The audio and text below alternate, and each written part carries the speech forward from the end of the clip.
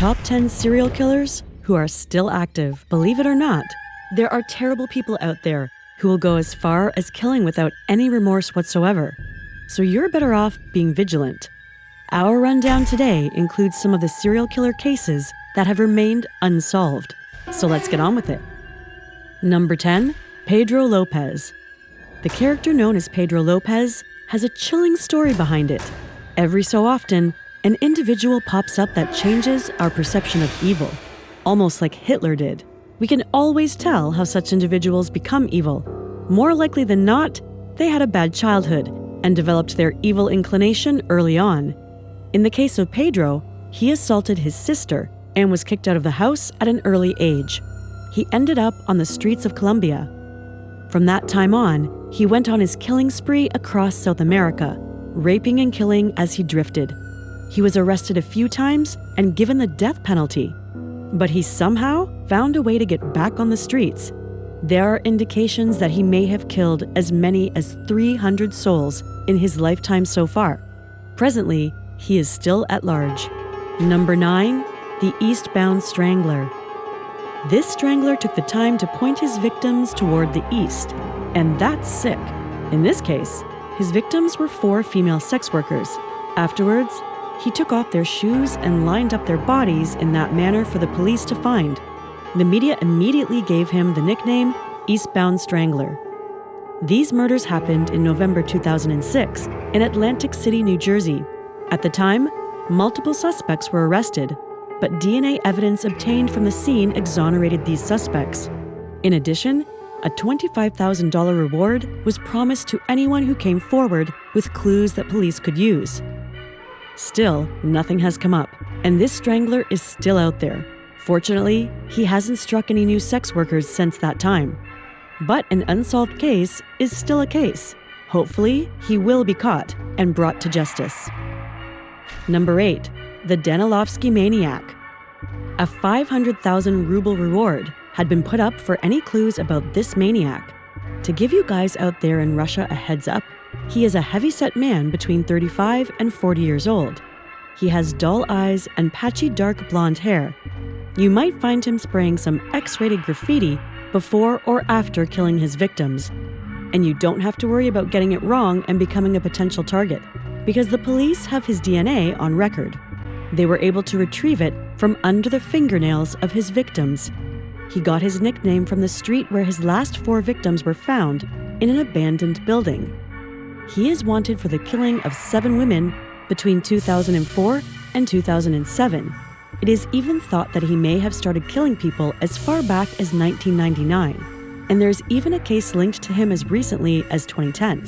Okay, maybe not so recently, but the fact remains, he is still at large. Number 7, Antonio Angles. Antonio is originally from Spain and is wanted there for the rape and murder of 3 girls on their way to a high school party. He also had an accomplice named Miguel Ricard. Miguel was arrested and sentenced to 170 years in prison, but got out after just 16 years because there were human rights holes in his case. Anyway, Antonio, the main culprit, was never caught. There are rumors that he may have fled to Brazil. Yet another rumor surfaced that he was a stowaway on an Irish ship. The captain at the time reported it and said he identified as Antonio Angles. This stowaway later escaped into the city of Dublin.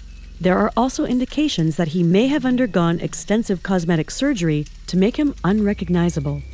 The Dublin police have even suggested that a string of disappearances since the time he allegedly got to Ireland may be linked to him, so the hunt is still on. Number 6, the Sleepy Hollow Killer. Let's get international now. This serial killer is native to South Africa and operates in and around the metropolitan city of Pietermaritzburg in KwaZulu-Natal of that country. It all started in the late 1990s during the euphoria following the end of apartheid. At that time, he killed at least 13 women by strangling them with their own underwear. Then he would dump their bodies close to the N3 highway in the city. However, he went dormant for a decade after that. But in 2007, the bodies of 3 women were found on that same N3 highway. They had been burned beyond recognition, and to date, This killer has never been identified, let alone nabbed. Number 5. The Belize Ripper. There are 2 probable suspects the police are looking at. One was an American who just happened to be in Belize at the time of the murders. He subsequently died in 2020 before ever being charged for the crimes. The other, more probable suspect was Michael Williams. He was 40 years old at the time, but there was insufficient evidence to convict him. The crimes committed were the kidnapping and murder of 2 young girls. The first was Cheryl Lee Nicholas, who went missing. She was found dead a month later. And get this, she was dressed in the clothes of another girl who had been reported missing just 2 days prior to that. Michael was the prime suspect, but while he was in police custody, the second girl went missing, so the police decided he was not their man. The American suspect was Lonnie David Franklin, a convicted serial killer known as the Grim Sleeper, but that lead was inconclusive. Number 4. The I-70 Killer. This guy's MO included being on the move. In the end, he killed as many as 6 people across 3 U.S. states. He got his name from the interstate stretch of road he traveled on, which is the I-70 that connects Utah and Maryland.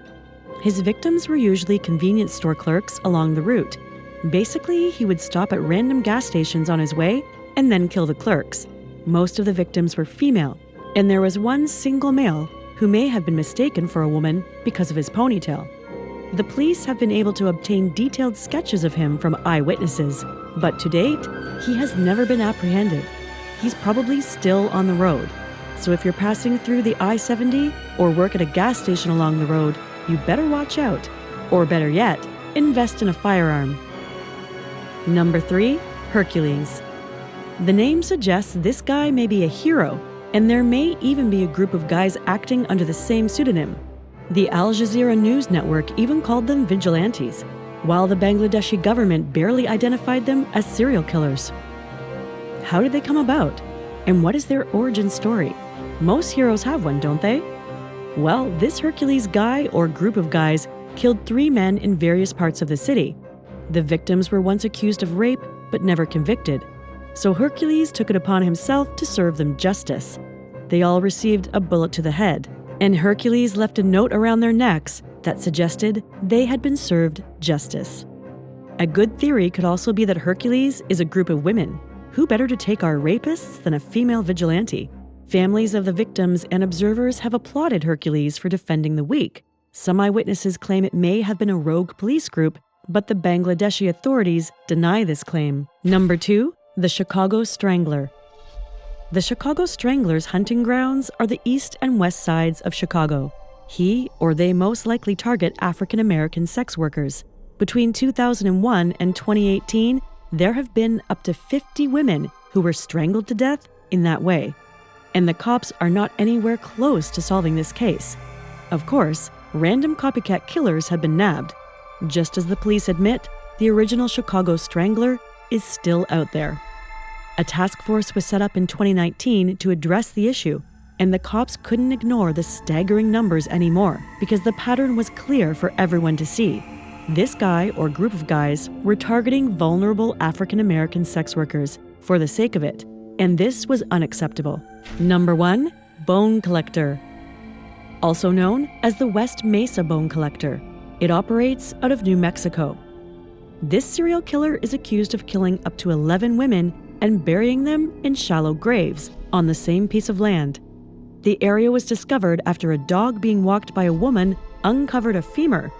Afterwards, a lot more human bones were found in scattered graves on and around the same 100-acre plot of land. It would take investigators up to a year to identify the bodies. They were all Hispanic women who may also have been trafficked. These women were found to have been reported missing between 2003 and 2004. To put things in context, the graves were discovered by the dog in 2009. The investigations were still ongoing the last time we checked. So that's it, folks. Hopefully you were well informed about these serial killers. So what do you think of our list? Let us know about it in the comment section. And remember to subscribe to our channel and click on the notification bell button to see more of our videos.